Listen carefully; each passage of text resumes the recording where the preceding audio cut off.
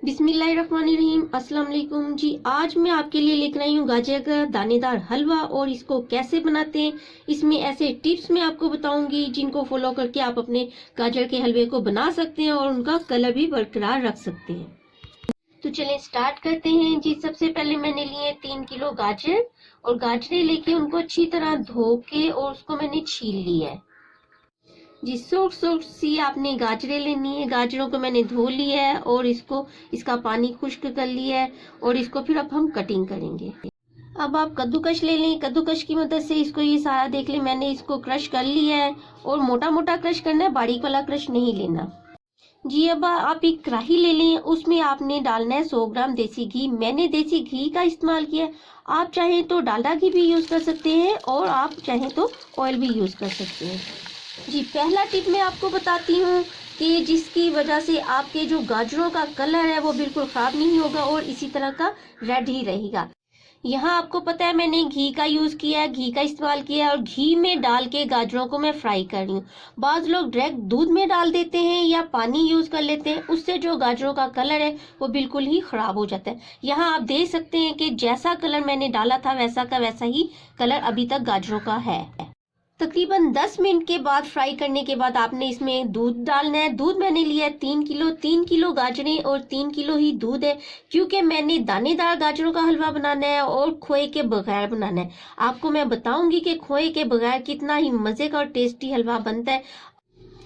3 kilo दूध के बाद मैंने इसमें फ्रेश क्रीम डाली है, वो तकरीबन 250 ग्राम है। वो उसकी वीडियो नहीं बन सकी, लेकिन ये है कि फ्रेश क्रीम जो है मेरी अपनी घर की बनी हुई थी। डेली का जो दूध आता था उसमें से मैं क्रीम उतारती थी और फिर मैंने वो फ्रेश क्रीम तकरीबन 250 ग्राम इसमें डाली है। आपने मीडियम फ्लेम पर इसको पकाना है और साथ साथ चम्मच भी हिलाते रहना है। इस तरह ये ना हो कि जब आप इसको बॉईल कर रहे हो, पका रहे हो, तो वो नीचे गिर जाए। इस चीज़ का आपने बहुत ज़्यादा ध्यान रखना है, क्योंकि दूध नूर होता है और आपने पकाते वक्त इन चीज़ों को याद रखना है कि कोई भी चीज़ बाहर ना बर्तन से गिरे। साथ साथ चम्मच हिलाते रहें। फ्लेम को आपने मीडियम रखना है। आप अपने चूल्हे के हिसाब से कम ज़्यादा कर सकते हैं, क्योंकि बाज़ लोगों का मीडियम भी हाई होता है।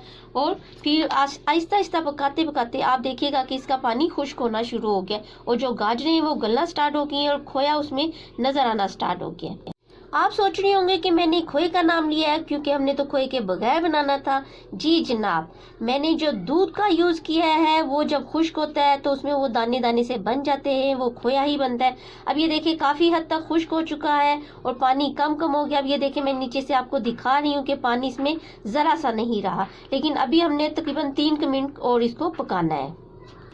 जब सारा दूध खुश्क हो जाए तो आपने फ्लेम को बिल्कुल लो कर देना है और जब आपको पता चल जाए कि पानी नहीं रहा तो उसमें हमने 250 ग्राम चीनी ऐड करनी है, यानी कि वो तकरीबन 1 कप बनेगा। अगर आप ग्राम्स में ना देखें, कप्स में देखें, तो वो तकरीबन 1 कप बनेगा।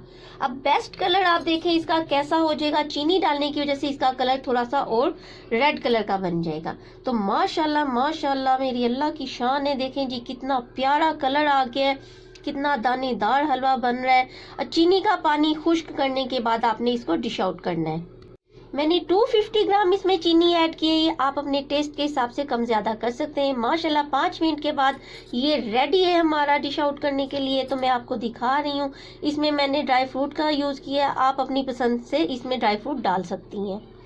इसमें 3 मैंने अंडे लिए हैं जिनको बॉईल किया था, बादाम लिए हैं जिनका छिलका उतार दिया था और मेवे हैं किशमिश, वो मैंने डाली है। आप काजू और पिस्ता भी इसमें डाल सकती, जितना चाहें आप इसको हैवी बना सकती हैं। और ये बहुत मज़े का बहुत टेस्टी हलवा बना था। आप इसको एयर टाइट कंटेनर में डाल के तकरीबन 1 माह तक फ्रीज़र में फ्रीज़ करके वक्फे से जैसे चाहें निकाल के गर्म करके खा सकती हैं। बहुत मज़े का टेस्टी, जिसको भी खिलाएंगे वाह वाह पाएंगी, आपकी तारीफ करते ही जाएंगे। वो इतना मज़े का, इतना टेस्टी, बग़ैर पानी के कलर वाला हलवा, दानेदार हलवा तैयार है। और आप इसको बनाएं, खुद भी खाएं, सबको खिलाएं जी। अगर आपको मेरी ये रेसिपी पसंद आई है तो प्लीज़ लाइक एंड शेयर करें, सब्सक्राइब करें और मुझे अपनी दुआओं में याद रखें। अपना ख्याल रखें। अल्लाह हाफिज़।